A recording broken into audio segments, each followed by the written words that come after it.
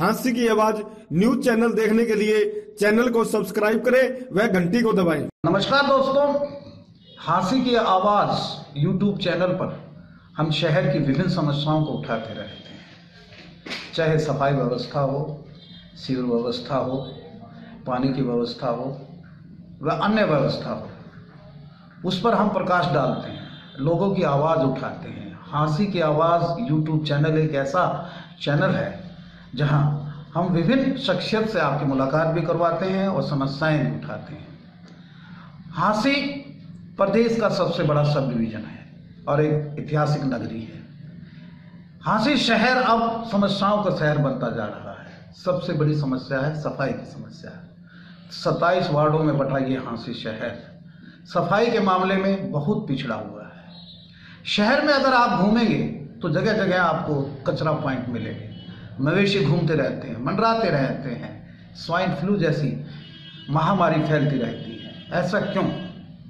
जबकि एक सशक्त नगर परिषद का यहाँ गठन हो चुका है, काफ़ी अरसा हुआ, उसको 3 या 3.5 साल हो गए हैं, लेकिन सफाई व्यवस्था जो कि त्यों बनी है।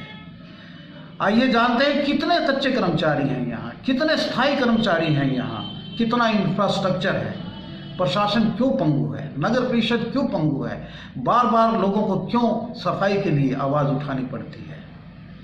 हमारे साथ आज एक ऐसे युवा समाजसेवी, एक युवा कांग्रेस नेता व अन्य ऐसी संस्थाओं से जुड़े हुए, NGO से जुड़े हुए, JCI से जुड़े हुए एक ऐसे शख्सियत हैं। उन्हीं से जानते हैं। हांसी शहर के बहुत पुराने बासिंदे हैं, राजनीतिक परिचय भी इनका है, एक राजनीतिक परिवार से ये संबंध रखते हैं और नगर परिषद में काफ़ी इनकी दखल रहती है। आप हैं निशु शर्मा। आइए जानते हैं सफाई व्यवस्था का इतना बुरा हाल क्यों है। निशु जी, स्वागत है आपका। हम आपसे ही जानते हैं कि हांसी शहर 27 वार्डों में बटा हुआ है और विभिन्न सफाई कर्मचारी यहाँ फैले हुए हैं और सफाई व्यवस्था देखते हैं तो बहुत बुरा हाल है, दयनीय स्थिति है। जगह जगह सफाई के कूड़े के ढेर लगे हुए हैं, मवेशी उन पर मंडराते रहते हैं, महामारी फैलती रहती है, लोग बाग हमेशा आवाज़ उठाते हैं। आपको क्या लगता है कि शहर बिल्कुल साफ सुथरा है? सर्वप्रथम तो राजीव जी, मैं हांसी की आवाज़ के सभी दर्शकों को नमस्कार करता हूं, प्रणाम करता हूं। और जैसा कि आपने बताया या आपने पूछा कि हांसी की सफाई के मामले में इतनी दयनीय स्थिति क्यों है, उसके बारे में मैं आपको, वैसे तो मैं कांग्रेस पार्टी से मैं और मेरा परिवार संबंध रखते हैं, लेकिन आज के इस साक्षात्कार में मैं किसी पार्टी की तरफ झुकाव कर या किसी पार्टी की खिलाफत का साक्षात्कार आपको नहीं दूंगा। आप हांसी के बासिंदे हैं, क्या आपको लगता है कि आपके वार्ड में या आपके घर के आसपास सफाई है? मैं यही बात बताना चाहता हूं कि आज के साक्षात्कार में जो जमीनी हकीकत जी जो है, मैं आज का साक्षात्कार किसी पार्टी का नेता या कार्यकर्ता के नाते नहीं, शहर का एक बाशिंदा होने के नाते न्यूट्रल बात, यह स्थिति आपको बताइए। एक्चुअली क्या है, कुछ समय पहले नगर परिषद के अंदर खींचातानी थी, पार्टीबाजी थी, विडंबना थी, लेकिन किसी न किसी तरीके से ये 27 के 27 पार्षद, हम सभी जितने भी थे सभी एक हो गए। सौभाग्य है शहर का। और विपक्ष में भी कोई नहीं है और पक्ष में भी माननीय मनीष ग्रोवर जी को भाजपा ने हांसी हल्के का प्रभारी लगाया गया। उनके हस्तक्षेप से भी, जैसे कि वो निकाय विभाग से भी कहीं ना कहीं संबंध रखते हैं, तो शहर को एक मजबूती मिली, शहरवासियों को एक रोशनी की किरण दिखाई दी कि अब शायद शहर में कुछ सुधार हो जाए। सर, मेरे मूल प्रश्न पे आइएगा। ये रोशनी वगैरह के हमें नहीं कि शहर गंदगी से हटा हुआ है, इसका जिम्मेदार कौन है? मैं आपको यही बताना चाहूंगा कि जब मैंने आपसे जिस बेस से शुरुआत की है वो बेस वहीं जाकर उसको कनेक्ट करें, तभी मैंने आपको ये बात बताई है कि विडंबना ये है कि नगर परिषद के अंदर आज से नहीं, पिछले 5-10 सालों से, 15 सालों से एक सफाई माफिया हावी है।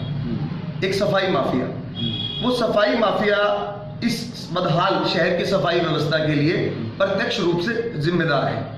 वो क्यों जिम्मेदार है, मैं उसका भी आपको कारण बताना चाहूंगा। हमारी नगर परिषद हांसी में लगभग 120 कच्चे सफाई कर्मचारी हैं, लगभग 50 से 60 पक्के सफाई कर्मचारी हैं और हाल ही में 70 सफाई कर्मचारियों का एक नया टेंडर जींद की पार्टी को भी दिया गया और 13 ट्रैक्टर ट्राली नगर परिषद के पास है जी। कच्ची और पक्की दोनों, जिसमें से 2 तो नगर परिषद की खुद की है और 11 ट्रालियां जो है वो आउटसोर्स से ली गई है। इन 13 ट्रैक्टर ट्रालियों का काम ये है कि शहर के जो मेन पॉइंट है, जो सफाई कर्मचारी शहर के अंदर वाली गलियों से पॉइंट पे जो कूड़ा लाते हैं, वो ट्रैक्टर ट्रालियां उन कूड़ों को उन पॉइंटों से उठाकर डंप करेंगे। लेकिन जमीनी हकीकत पर 13 ट्रैक्टर ट्रालियों में से 2 ही ट्रैक्टर ट्राली शहर में कूड़े की डंपिंग करती हैं। मान्यवर, ये एक बात और बताएं कि भी आपने 13 ट्रैक्टर ट्राली बताए थे जी, और नियर अबाउट 190 कच्चे कर्मचारी बताए, 60 पक्के कर्मचारी बताए, और इसमें से आप बता रहे हैं कि बहुत कम काम करते हैं, एक सफाई माफिया है। इसकी मॉनिटरिंग कौन करता है? क्या इसकी चेयरमैन अकाउंटेबल है? क्या इसका कोई नगर परिषद का अधिकारी ईओ लेवल का अकाउंटेबल है और जिसकी जिम्मेवारी है? Who will monitor the all this housekeeping of the city? देखिए, मैं आपको इस बात का आपको जवाब देना चाहूंगा। जैसा कि मेरे परिवार से नगर परिषद के चेयरमैन भी रहे हैं, मेरे दादाजी भी रहे हैं जी, मेरी माताजी भी रही हैं, तो मैं आपको मेरा जो अनुभव है इस बारे में मैं आपको बताना चाहूंगा कि मैं ये नहीं कहूंगा कि नगर परिषद चेयरमैन की लायबिलिटी नहीं बनती, लेकिन मैं आपको ये बताना चाहूंगा कि नगर परिषद कार्यालय एक ऐसा डिपार्टमेंट है जिसमें चेयरमैन का सोशली जुड़ाव या सोशली जिम्मेदारी भी लोगों के प्रति बनी रहती है जी। और मुख्य रूप से जो नगर परिषद का कार्यकारी अधिकारी है और नगर परिषद की जो चेयरमैन है, दोनों के पास डीडी पावर होती है और कार्यकारी अधिकारी की मुख्य भूमिका या मुख्य जिम्मेवारी रहती है कि अलग अलग ब्रांचेस या अलग अलग नगर परिषद की जो शाखाएं हैं, उसके जो अधिकारी हैं, कर्मचारी हैं, उनसे काम लेना जी। तो मुख्य रूप से मैं कार्यकारी अधिकारी को इसका जिम्मेवार मानूंगा।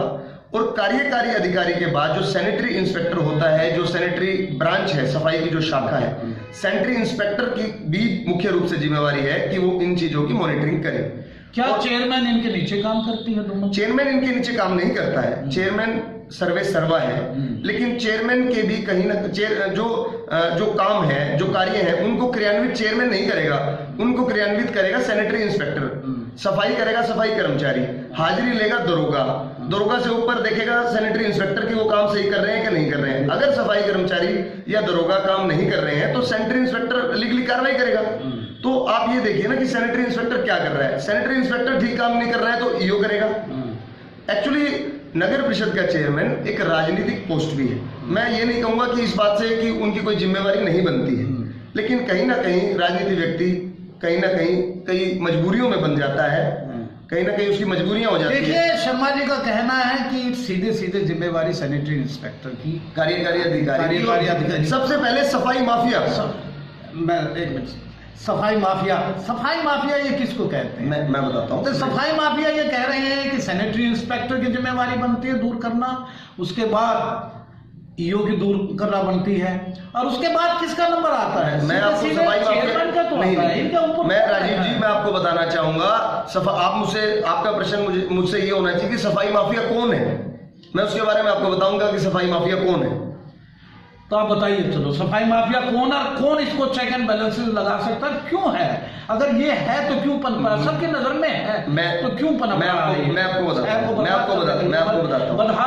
आपको बताता हूँ कि प्रत्यक्ष रूप से सफाई की बदहाल व्यवस्था के लिए प्रत्यक्ष रूप से जिम्मेदार है सफाई माफिया। मैं आपको ये बताऊंगा कि सफाई माफिया कौन है, किस टाइप के ये लोग हैं जो शहर को बेच रहे हैं, शहर को खोखला कर रहे हैं। मैं आपको बताऊंगा। हाँ बताइए, एलबोरेट कीजिए, बताइए। सफाई व्यवस्था के लिए 190 सफाई कर्मचारी कच्चे हैं, बिल्कुल। 50 कर्मचारी लगभग पक्के हैं, 60 के लगभग पक्के हैं। लगभग 250 से 300 के अंदाजा जो कर्मचारी हैं वो लगभग एक समुदाय से संबंध रखते हैं। अब मैं आपको बताऊंगा, वो गरीब और अनपढ़ लोग हैं जिनका मजदूरी से, मेहनत से उनका घर चलता है, उनका चूल्हा चलता है, उनका चौका चलता है। उसी समाज के कुछ लोग, कुछ प्रभावी लोग उसी समाज के जो मुख्य धारा में आ गए हैं, वही लोग उसी समाज के लोगों का शोषण कर रहे हैं। और वही सफाई माफिया है जो लोग पहले नगर परिषद में सफाई के मामले में ठेकेदारी करते थे। सरकार ने ठेकेदारी प्रथा को खत्म कर दिया और डीसी रेट के ऊपर सफाई कर्मचारी भर्ती कर लिए।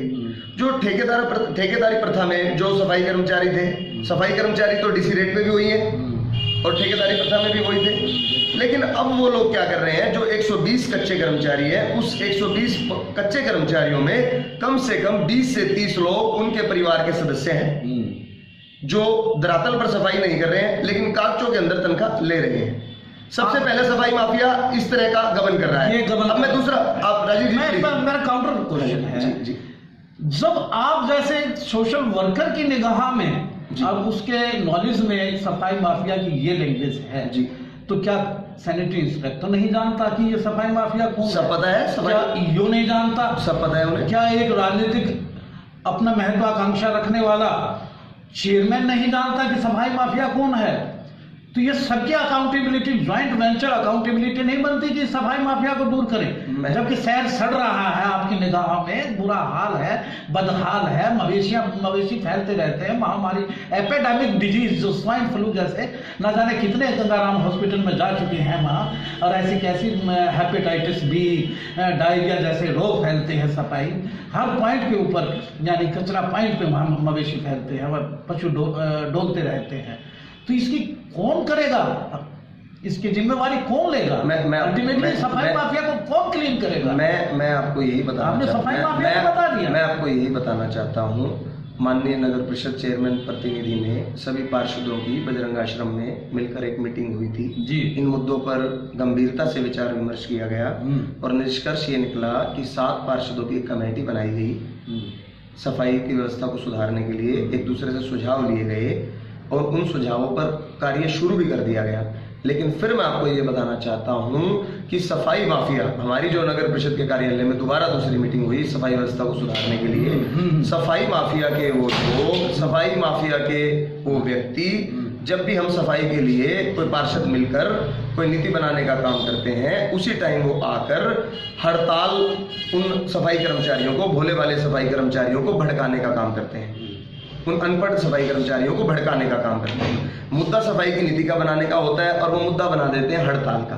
मुद्दा व्यवस्था बनाने का होता है, वो मुद्दा बना देते हैं तनख्वाह का। जैसा कि मैं आपको बताना चाहूंगा राजीव जी, मेरी बात थोड़ी सी बीच में रह गई थी कि सफाई माफिया किस वजह से शहर के अंदर व्यवस्था है। जैसे मैंने आपको बताया कि 120 या 30 सफाई कर्मचारियों में से 20-30 सफाई कर्मचारी उन्होंने अपने रिश्तेदारों के नाम उस लिस्ट के अंदर ऐड कर रखे हैं, जो तनख्वाह आ जाती है लेकिन वो काम नहीं कर रहे। उसके अलावा मैं आपको बताना चाहूंगा कि कच्चे सफाई के जो दरोगा जो लगाए गए हैं सफाई के अंदर, 7-8 जो दरोगा है वो उन्हीं सफाई माफियाओं के व्यक्ति हैं, उन्हीं सफाई माफियाओं के व्यक्ति हैं। वो लोग अगर धरातल पे 120 में से 60 आदमी, दरोगा की अपॉइंटमेंट कौन करता है? सैनिटरी इंस्पेक्टर करता है, अधिकारी करता है। तो इन दोनों को आप सफाई माफिया नहीं मानते? बिल्कुल मानता हूं, मैं बिल्कुल मानता हूं। मैं प्रत्यक्ष रूप से इनको भी मानता हूं। प्रत्यक्ष नहीं, मैं प्रत्यक्ष रूप से भी इनको मानता हूं। और इसके लिए हमने मिलकर, मैंने सफाई शाखा की आरटीआई भी कार्यालय नगर परिषद में लगाई। उन्होंने आरटीआई की पूरी डिटेल मुझे नहीं दी। उसके बाद मैंने एसडीएम कार्यालय में लगाई। एसडीएम कार्यालय में भी उन्होंने मुझे डिटेल नहीं दी। अब मैं चंडीगढ़ उसकी आरटीआई लगाऊंगा। सीएम जो प्रयास मैं कर सकता हूँ वो प्रयास एक शहर का जिम्मेदार नागरिक होने के नाते, या नगर परिषद की राजनीति से जुड़े होने के नाते, या वार्ड 5 का पार्षद प्रतिनिधि होने के नाते, जो जिम्मेवारी है, जो कोशिश है, मैं उसका निर्वहन पूर्ण रूप से करूंगा। धन्यवाद। दोस्तों, शर्मा जी का कहना है कि शहर में बदहाल सफाई व्यवस्था का जिम्मेवार सफाई माफिया है, सफाई माफिया हावी है। उस पर सैनिटरी इंस्पेक्टर कोई एक्शन नहीं लेता, उस पर ईओ कोई एक्शन नहीं लेता, दरोगा की अपॉइंटमेंट कर दी जाती है, फर्जी हाजिरी लगती है। शहर सड़ रहा है, बदहाल है, मवेशी उस पर मंडरा रहे हैं, महामारी फैलती रहती है, और बेचारी नगर परिषद की चेयरमैन इंडिस्पेंसिबल है, वो कुछ नहीं कर सकती क्योंकि उसको राजनीतिक महत्वाकांक्षा है, इनका जैसा कहना है। तो मैं तो इतना ही कहूंगा, किस कदर रोशनी फैली है अंधेरों के लिए, हमने फटेहाल सड़कों पर उजाले देखे। क्या हाल सुनाए शरीफों की बस्ती का, घर साफ मगर आंख में जाने देखे। धन्यवाद शर्मा जी, आपने बेवाकी से हमसे बातचीत की। Thank you.